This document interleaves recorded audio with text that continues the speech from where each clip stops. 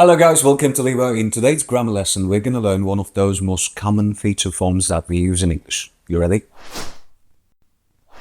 Let's talk about how to form will first, shall we? The structure is so simple, my friends. Well, we have a subject here at the beginning of the sentence, as usual. If you want to make a positive sentence, you need to use will. And if the sentence is negative, this time, right, we're going to use want here. And after that, we have verb infinitive, which means the base form of the verb that we do not use anything to add to the verb. And if it's a question, this time we will use will and want at the beginning of the sentence. After that, subject and the same form of the verb. The verb form doesn't change. Let's take a look at these examples here. I will be there tonight, which is a positive sentence. She won't come to Jason's party, negative. And lastly, we have a question here that we use will at the beginning. Will you help me? Well, the form doesn't change according to the subjects in English. Well, for all the subjects, I, she, you, we, or they, we use will and the same form of the verb, right? Just one more thing, you might want to use the contraction here as I'll, because it's a lot more common in this way. I'll be there tonight.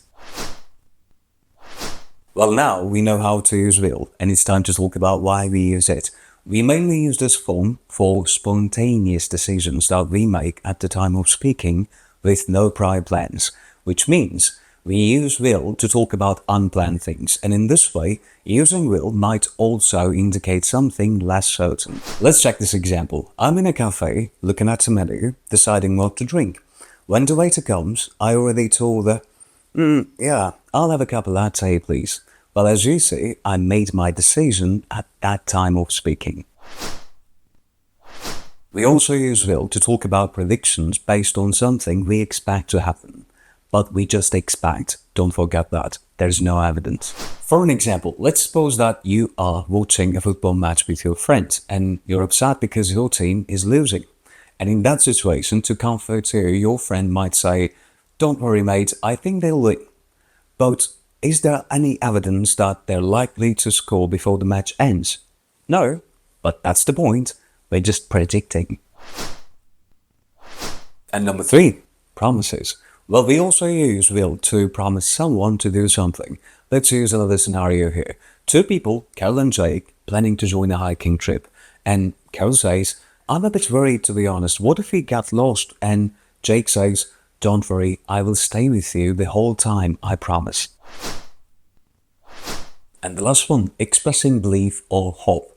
Well, we again use this form to talk about things that we believe or hope to happen.